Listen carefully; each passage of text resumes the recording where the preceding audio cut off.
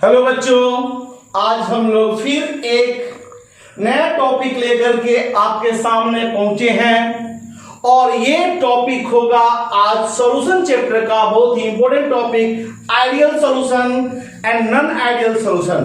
अब ध्यान रहे, ideal solution and non ideal solution, आपको दो मतलब ये ideal solution and non ideal solution. Ideal solution, अब हम बात करने जा रहे हैं आइडियल सॉल्यूशन और नॉन आइडियल सॉल्यूशन के बारे में बात करेंगे आज हम लोग। अब देखिए यहाँ पे आइडियल सॉल्यूशन और नॉन आइडियल सॉल्यूशन बहुत ही इंपॉर्टेंट टॉपिक है, बहुत इजी टॉपिक है, आज थ्योरी है, कोई न्यूमेरिकल नहीं है, इसमें केवल कॉन्सेप्ट है। अब देखिए यहाँ पे बात आया, देखिए हम लोग यहाँ पे हम बात कर रहे थे, एक बार बात किए थे कब, जब हम लोग गैसेस स्टेट पढ़ रहे थे। तो जब हम गैसेस स्टेट 11th की क्लास में गैसेस स्टेट हम लोग कर रहा था, तो उसमें पहले बताया था आइडियल गैस और रियल गैस, और आइडियल गैस और रियल गैस को हम लोग नॉन रियल गैस भी बोल सकते हैं, नॉन आइडियल गैस भी बोल सकते हैं, यानी कि ideal gas and non ideal gas. तो आप बताओ आइडियल गैस किसको बोले थे? वैसे गैस जो all condition of temperature and pressure पे गैस के नियम का पालन करता है। जो भी गैस के नियम का पालन करे, गैस लॉ को ओबे करेगा, द गैस विच ओबे gaseous law in all condition of temperature and pressure is called ideal gas, and which do not obey is real gas or non-ideal gas। लेकिन यहाँ पे सभी गैस थोड़ी है, यहाँ पे तो सोल्यूशन। अरे भैया गैस था तो गैस ला, सोल्यूशन है तो सोल्यूशन का ला होगा। जो गैस है तो गैसेस लॉ को ओबे करना चाहिए, और जब आइडियल सॉल्यूशन है तो सॉल्यूशन का लॉ होना चाहिए। तो सॉल्यूशन का लॉ हमारा क्या है? रॉड्स का नियम, रॉड्स लॉ है, यानी कि जो भी जो सॉल्यूशन रॉड्स के नियम का पालन करेगा उसे आइडियल सॉल्यूशन, जो नहीं करेगा नॉन आइडियल सॉल्यूशन। खत्म? नहीं खत्म, इसमें बहुत सारा चीज है। अभी हम लोग को सीखना है कि आइडियल गैस कब बनता है, आइडियल गैस का कैरेक्टरिस्टिक क्या क्या होगा, नॉन आइडियल गैस का कैरेक्टरिस्टिक क्या क्या होगा, इसमें कोई ऐसा कैसा एग्जांपल होगा, इसका कैसा एग्जांपल होगा, इसमें क्या प्रॉपर्टीज है कि ये आइडियल सॉल्यूशन बिहेव करता है और ये नॉन आइडियल सॉल्यूशन बिहेव करता है, कंपोनेंट के बीच में फोर्स ऑफ अट्रैक्शन कैसा है, ये सब सारा चीज का स्टडी करना है। लेकिन दिमाग में बिठाना है, जो रॉड्स के नियम को पालन करेगा आइडियल सॉल्यूशन, और जो रॉड्स के नियम का पालन नहीं करेगा नॉन आइडियल सॉल्यूशन। तो आज हम लोग बात करेंगे आइडियल सॉल्यूशन के बारे में बात करेंगे। तो थोड़ा सा बात करें, सॉल्यूशन है भैया, ये सॉल्यूशन है यानी आइडियल सॉल्यूशन, यानी कि हम बात करेंगे किसका? Ideal solution.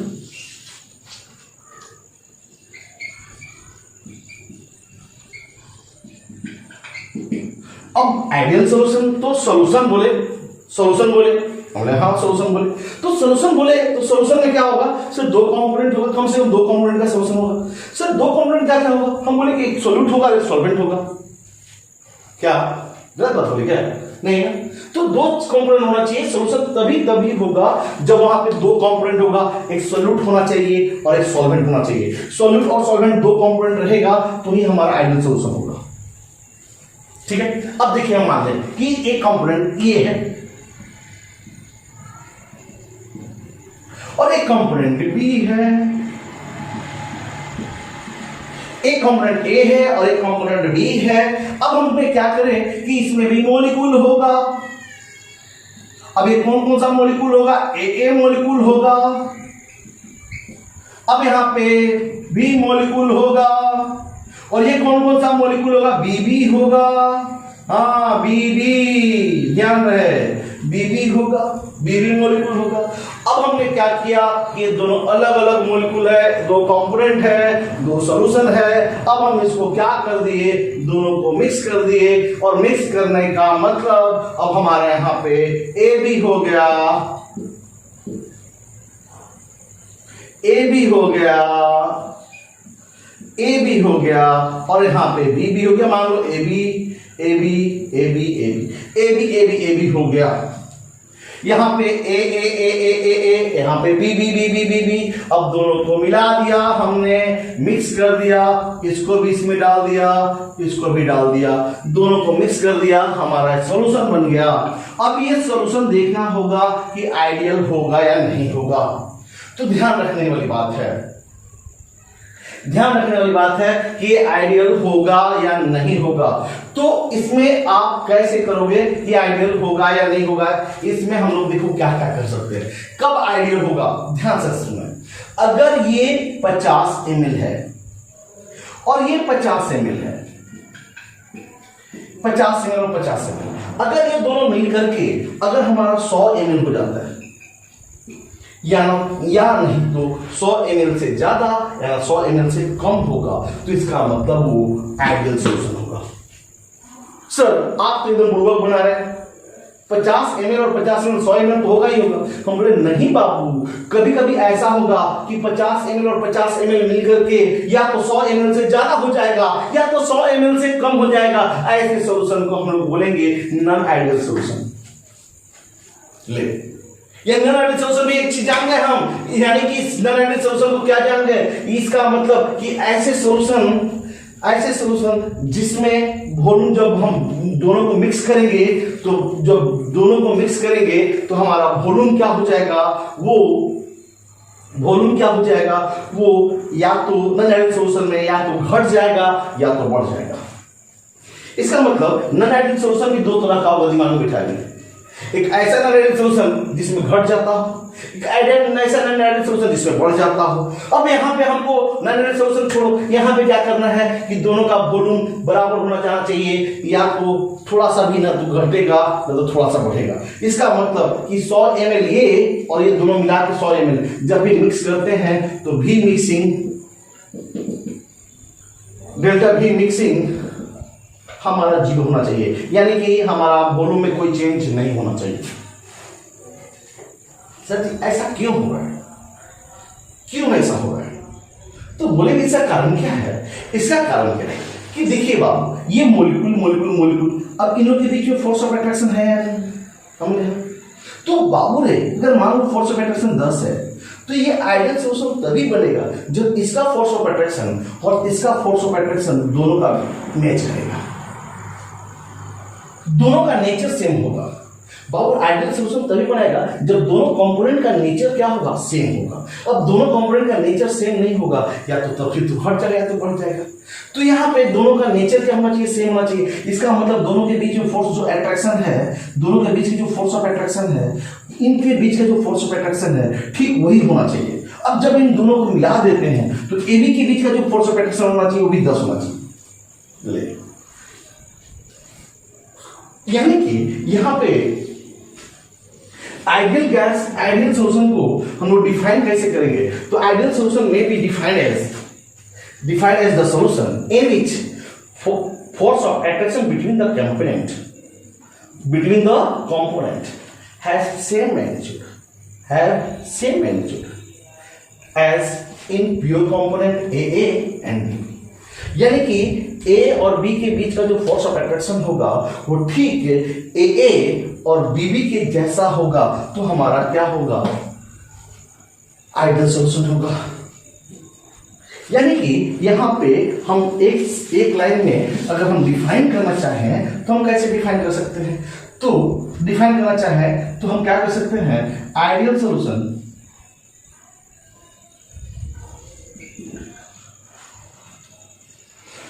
may be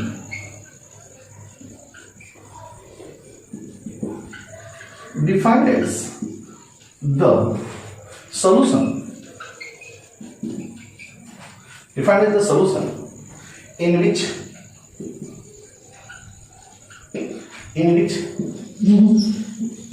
क्या जल्दी बताओ, जिसमें force of attraction between the component, in which force of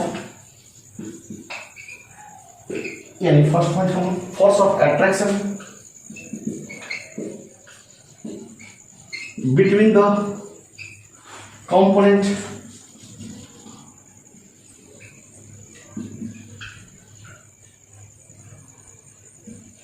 component have same magnitude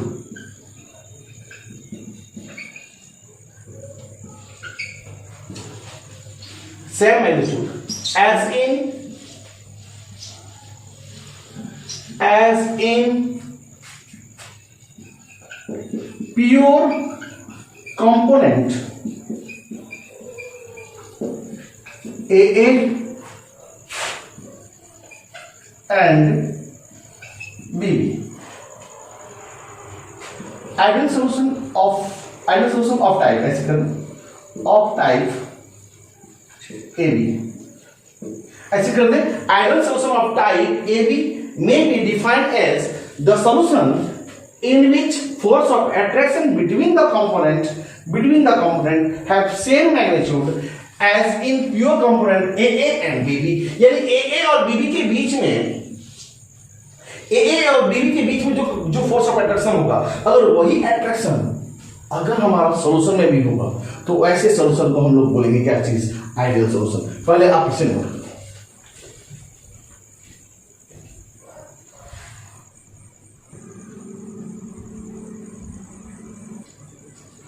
अब देखिए यहां पे क्या करना है. अब तो यहां पे अब बात करें, यानी कि अब ये हमारा दो कंपोनेंट है, ये कंपोनेंट AA है, एक कंपोनेंट BB है. हमने क्या बोला, दो कंपोनेंट होगा. अब हमने क्या बोला कि दोनों को मिला दिया हमने. अब मिला दिया तो हमारा क्या बन गया, AB बन गया. अब बोला कि AB जब बन गया तो इन लोगों के बीच में फोर्स ऑफ अट्रैक्शन होना चाहिए. तो फोर्स ऑफ अट्रैक्शन ठीक वही है. तो बताइए, अगर जो अट्रैक्शन यहाँ पे है, अगर 5 ml ये है और 5 ml ये है, तो ये 5 ml और 5 ml जितना अट्रैक्शन यहाँ पे है, देखिए एक चीज बता देते हैं. वॉल्यूम क्या होता है, इन दोनों के बीच का स्पेस और मॉलिक्यूल का स्पेस के बीच को वॉल्यूम बोलते हैं. अगर मॉलिक्यूल के बीच का जो ये डिस्टेंस है ये बढ़ गया, अब ये बढ़ेगा कब, ये दिमाग में बैठाना है. ये बीच का अट्रैक्शन बढ़ेगा तो वॉल्यूम बढ़ जाएगा. बीच का अट्रैक्शन बढ़ेगा तो ये सटेगा ना बाबू, सटेगा तो वॉल्यूम घट जाएगा. अगर ये दोनों के बीच का अगर दोनों के बीच का अट्रैक्शन क्या हो गया, दोनों का बीच का अट्रैक्शन आपका घट गया तो दोनों के बीच की दूरी घट जाएगा तो वॉल्यूम बढ़ जाएगा. यानी कि अगर 5 ml और 5 ml अगर ये 10 ml होता है तो ये तभी संभव होगा कि दोनों के बीच का जो फोर्स ऑफ अट्रैक्शन है, इसके बीच का जो फोर्स ऑफ अट्रैक्शन दोनों सेम हो, और जब मिला भी देते हैं तो वही फोर्स ऑफ अट्रैक्शन होना चाहिए. ऐसे सॉल्यूशन को हम लोग आइडियल सॉल्यूशन बोलते हैं. समझ में आया कि नहीं आया? यानी कि ये इनको बीच में देखिए बाबू, अगर हम आपको खींचेंगे तो आप सटवे खींचिएगा और हम लोग के बीच का गैप क्या होगा, घट जाएगा. हम लोग का बीच गैप क्या हो जाएगा, घट जाएगा. जब खींचेंगे तब ना, जोर से छोड़ देंगे तो आप भागिएगा दूर, और दूर भागिएगा तो हम लोग का बीच का वॉल्यूम बढ़ जाएगा. तो यहाँ पे अगर हम ना खींच, जितना पहले खींच रहा था उसमें उतना ही खींच रहा है, अब मिलाने के बाद भी उतना ही खींच रहा है, तो अट्रैक्शन में तो कमी नहीं हुआ, फोर्स ऑफ अट्रैक्शन में कमी नहीं हुआ. और जब फोर्स ऑफ अट्रैक्शन में कमी नहीं हुआ तो इसीलिए वॉल्यूम 10 का 10 होता है. यानी कि हमारा इसमें क्या क्या क्राइटेरिया होता है कि change in volume, change in volume on mixing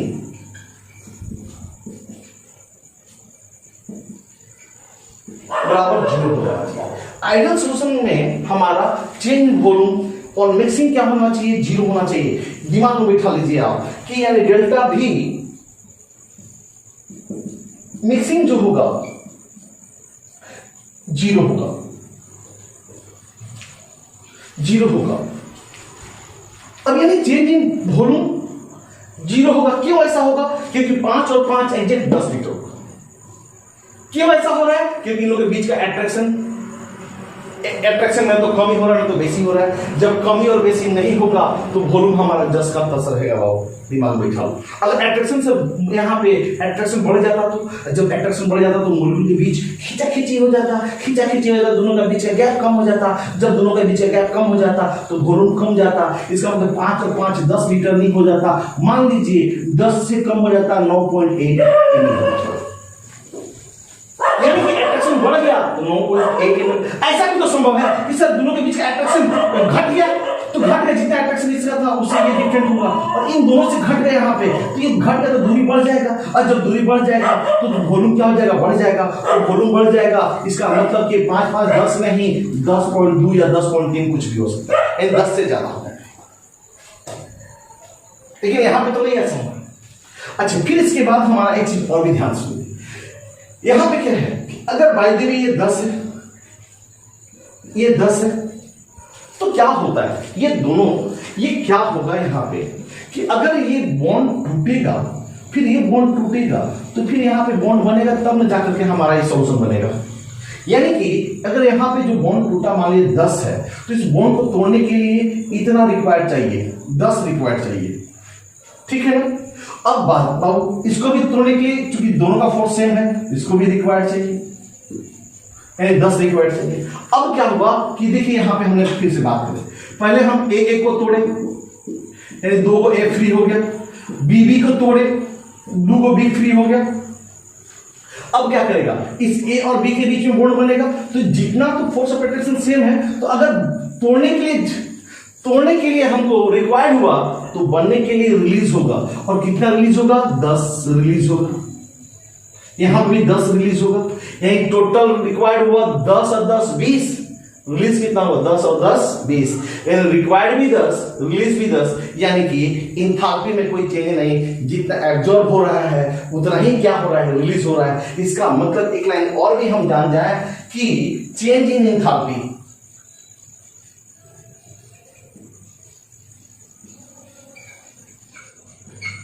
change in enthalpy on mixing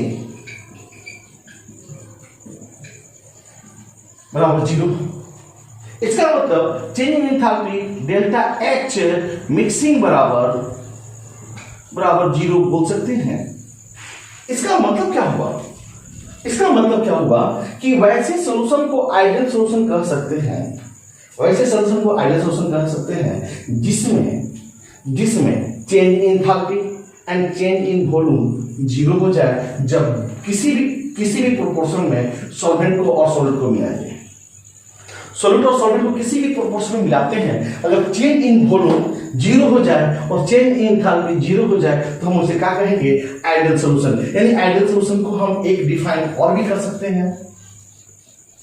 कैसे कर सकते हैं, तो आप इसे पहले नोट कर लो, इसको तो नोट कर चुके हो, पहले इसको नोट करो।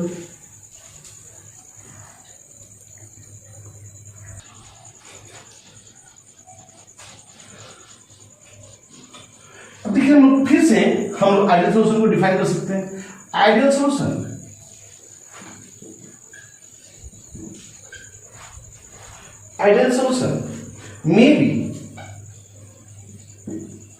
may be defined as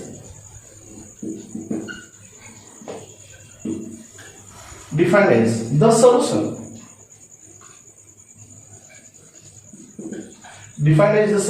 in which delivery क्या, जिसमें क्या delivery in which no volume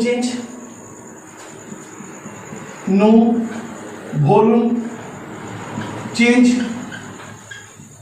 and no enthalpy change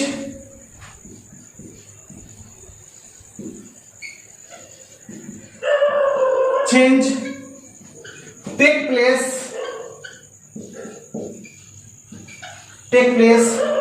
no enthalpy change take place on mixing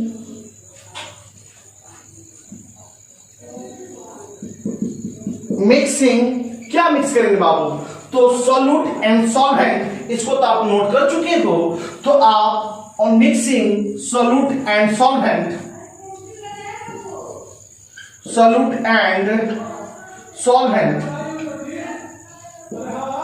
in any proportion,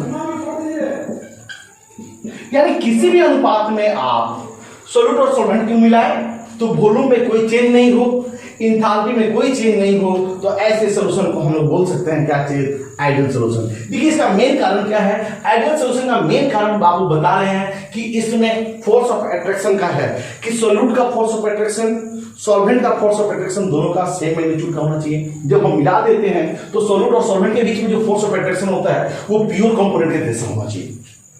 ठीक है, अच्छा अब इसके बाद आप पहले से नोट करें।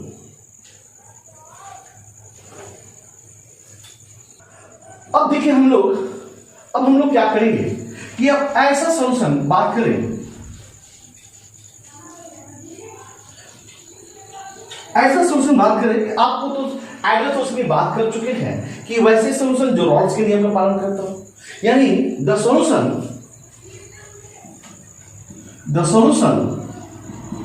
which obey Rod's law, बस सिंपल सी बात है, which obey Rod's law under all condition of temperature and concentration।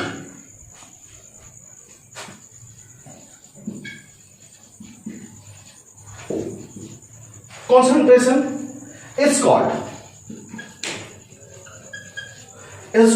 ideal solution। अच्छा फिर से देखिए प्रैक्टिकली क्या है कि जो भी रॉड्स के नियम का पालन करता है, जो भी रॉड्स के नियम का पालन करेगा वो आइडियल सॉल्यूशन होगा। इसमें फोर्स ऑफ अट्रैक्शन की मेन फोर्स ऑफ अट्रैक्शन है बाबा, आप इस चीज को ध्यान रखें। अब देखिए यहाँ पे बाबू प्रैक्टिकली कोई आइडियल सॉल्यूशन नहीं होता है, लेकिन एक चीज जान जाइए कि एक लाइन और भी जान जाओ, यहां पे डाइल्यूट सॉल्यूशन जो होगा, डाइल्यूट सॉल्यूशन जो होगा बिहेव एज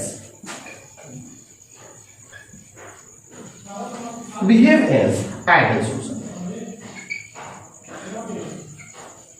अब इसमें आपको दिमाग में बिठाना है कि कौन कौन सा सॉल्यूशन ऐसा है जो आइडियल सॉल्यूशन होगा। ठीक है, तो पहले आप इसे नोट करिए।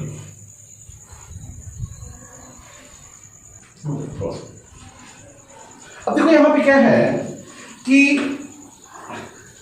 अब इसमें एग्जांपल कौन कौन सा होगा, एग्जांपल कौन कौन सा होगा। आपको दो कंपोनेंट को मिलाना है, दो कंपोनेंट को मिलाना है, तो दो कंपोनेंट को मिलाओगे तो ही जाके सॉल्यूशन बनेगा।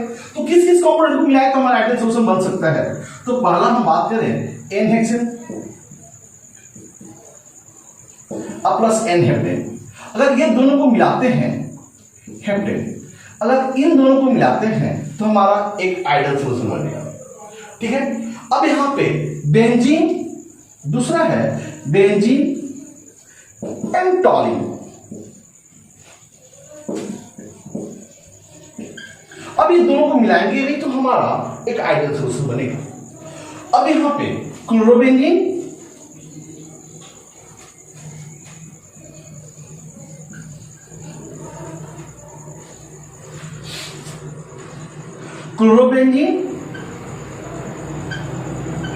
Plus bromobenzene. अगर हम इसको भी मिलाते हैं, क्लोरोबेंजीन प्लस ब्रोमोबेंजीन, इसको भी मिलाते हैं तो हमारा एक आइडियल सॉल्यूशन बनेगा। अब एक समझ लो इथाइल ब्रोमाइड,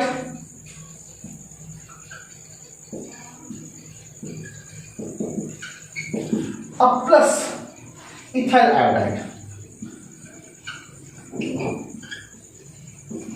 इसको भी मिलाएंगे तो हमारा आइडियल सॉल्यूशन बनेगा। आप पहले से नोट करें।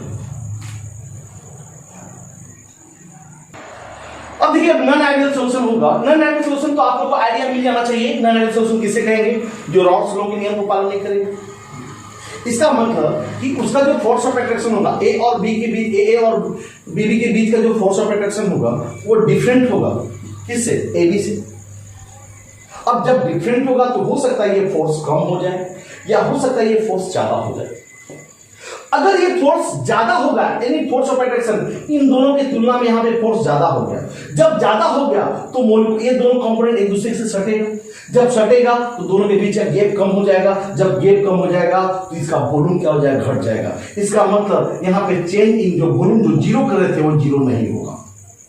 अब बताओ चेंज इन एंथैल्पी जब यहां पे बॉन्ड बनेगा तो बॉन्ड बनने से क्या होगा, चेंज इन एंथैल्पी भी यहां पे जीरो नहीं होगा। यानी कि ऐसे सॉल्यूशन को जिसमें दो कंपोनेंट को मिलाएंगे जिसमें चेंज इन वॉल्यूम जीरो नहीं होगा, चेंज इन एंथैल्पी जीरो नहीं होगा, ऐसे सॉल्यूशन को नॉन आइडियल सॉल्यूशन कहेंगे। इसमें जो फोर्स ऑफ अट्रैक्शन होगा कंपोनेंट के बीच का जो फोर्स ऑफ अट्रैक्शन होगा केबी के बीच का जो फोर्स ऑफ अट्रैक्शन उससे डिफरेंट होगा। ऐसे सॉल्यूशन जो रॉल्स के नियम का पालन नहीं करता है उसे हम लोग कहेंगे नॉन आइडियल सॉल्यूशन। अगर आपसे आइडियल सॉल्यूशन और नॉन आइडियल सॉल्यूशन के बीच में डिफरेंस बोले तो आप तो हम समझते हैं कि आप डिफरेंस ले सकते हो, लेकिन अगले लेक्चर में हम लोग फिर से थोड़ा सा ढंग से हम लोग नॉन आइडियल सॉल्यूशन करेंगे। Thank you.